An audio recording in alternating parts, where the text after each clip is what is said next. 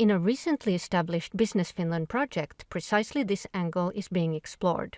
The project is called SynbioPro, and here researchers at VTT and Tampere University are working on turning agricultural and forestry residues into platform chemicals which could replace fossil-based precursors for plastics.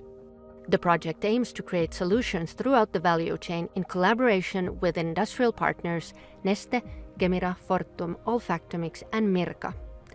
Neste is the world's leading producer of renewable diesel and sustainable aviation fuel. Neste is also focused on developing renewable solutions to the plastics and polymer applications.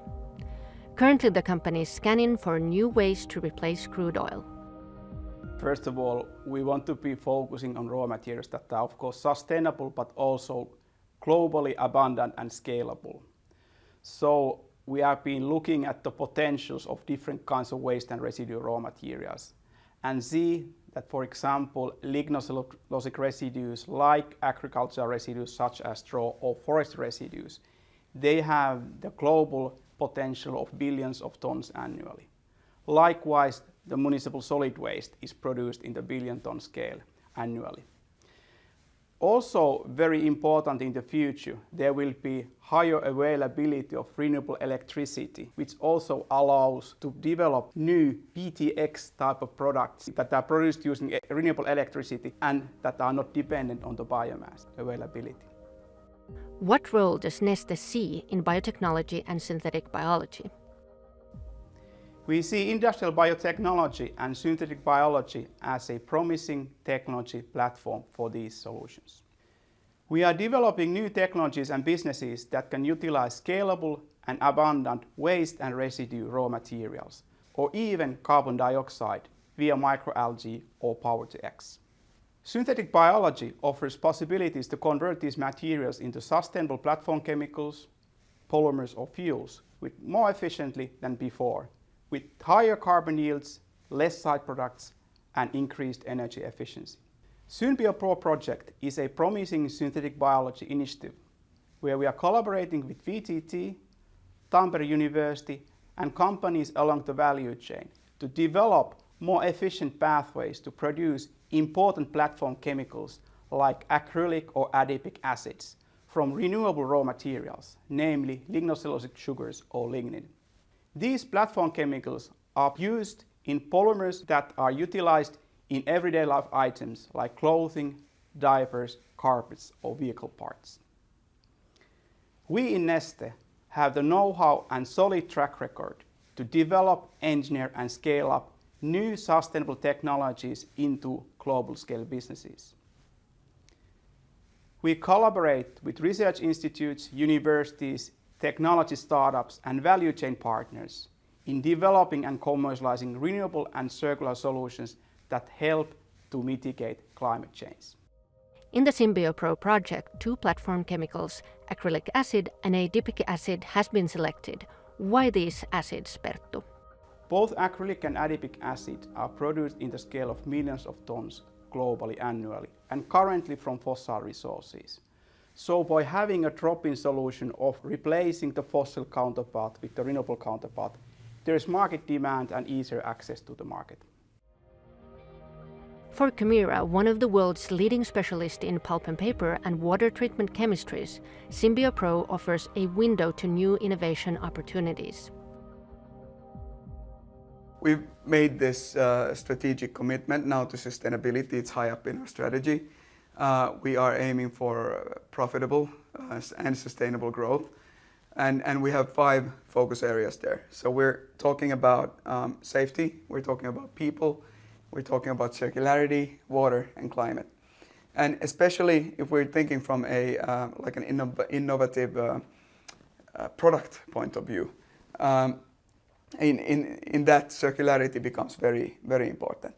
And of course, we see the pressure also from customers. So our customers require sustainable solutions from us. And from that point of view, again, that's why we have focused to focus on bio-based, to say. So in the bio-based context, we have a concrete target. We're heading for 500 million in bio-based revenue by 2030. And in that regards, both synthetic biology and biotechnology are of course interesting solutions to take those targets forward. The research is divided into two main projects: the utilization of lignin for the production of adipic acid, which is conducted by Ville Santala's lab at Tampere University. So if you think about the traditional industrial biotechnology, usually the strange microbes that has been used are easy to engineer, so genetically engineered, and for example E. coli and yeast, and they are very good to convert carbohydrates, for example glucose, to the product in the industrial relevant metrics, so to get to good rates and yield and titer.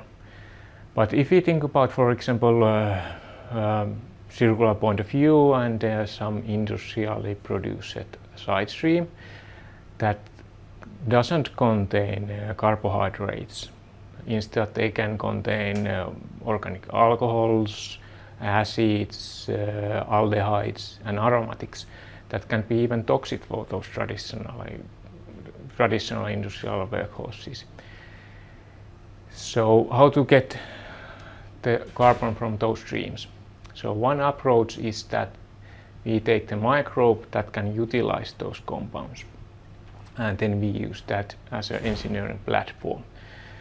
It's common thinking that it's much more easier to construct the production pathway to organism than to integrate the catabolic needed, for example, to utilize lignin-derived molecules as an example of this kind of aromatic compound that are toxic for the common hosts. Tampere University has specialized in an exotic strain of bacteria called Acinetobacter baylyi ADP1. As one of the few labs in the world focused on this bacteria, the Tampere team has been able to unlock some of the useful potential this organism has to offer. The best benefit is that it can naturally consume the aromatic compounds that are derived from lignin. It has the catabolic roots for that, which E. coli does not have. It is a versatile bacteria. It can consume a broad range of substrates such as decarboxylic acids, carboxylic acids and aromatic acids, and of course sugars. And it also has rapid doubling times, and it can grow on very limited media. So for example, just using a minimal salt media with one of the aromatic substrates as a carbon source, it can grow quite nicely. And it also has this high tolerance towards inhibiting compounds.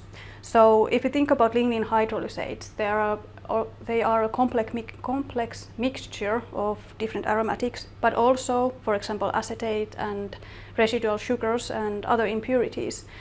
And many of the compounds found there can be inhibiting in low concentrations for many common host organisms. But our host organism, it can quite readily consume the substrates and also tolerate the compounds. And what about the engineering of this exotic host organism?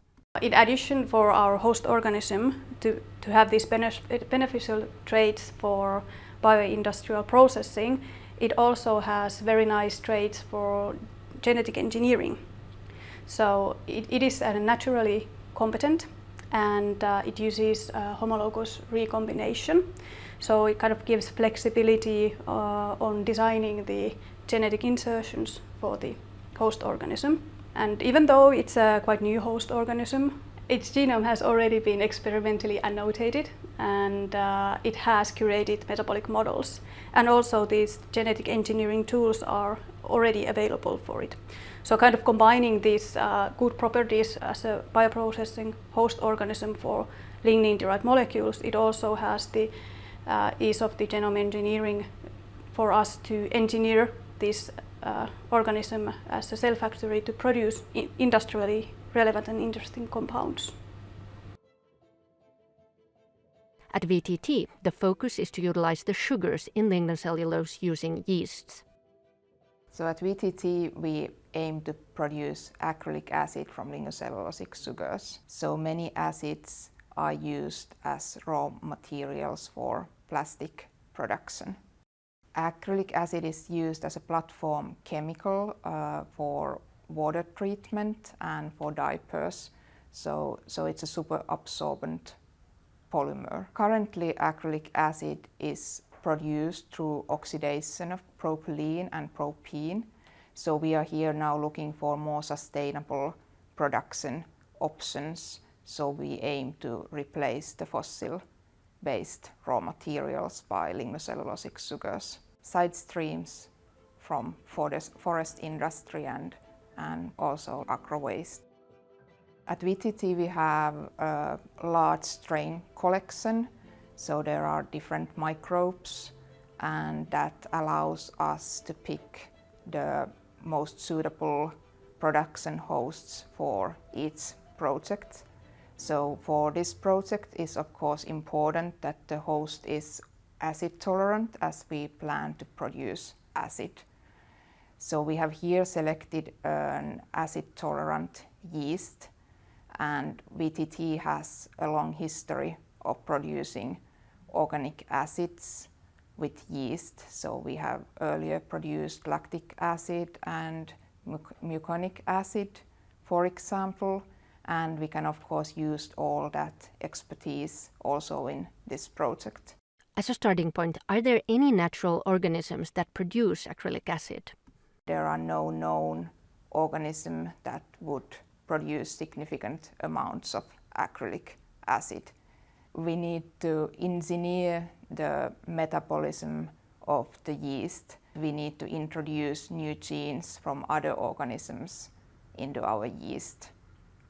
And in addition, we can block some non-essential pathways so that we then direct the carbon flux more efficiently towards acrylic acid. There are some known pathways for acrylic acid production that have been studied already by others, and we have been modeling those. There is, for example, one going through malonyl-CoA, and then there is another one going through beta-alanine, and we have been modeling those and also some other options, and we have then picked the most promising ones, and now we are introducing those into our yeast host. The Finnish energy company Fortum is also part of the SynbioPro project. The company is interested in diversifying the long-term application potential of the hemicellulose and lignin fractions derived from lignocellulosic side streams. Of particular interest is the agricultural straws, which will be the feedstock in Fortum's future biorefineries.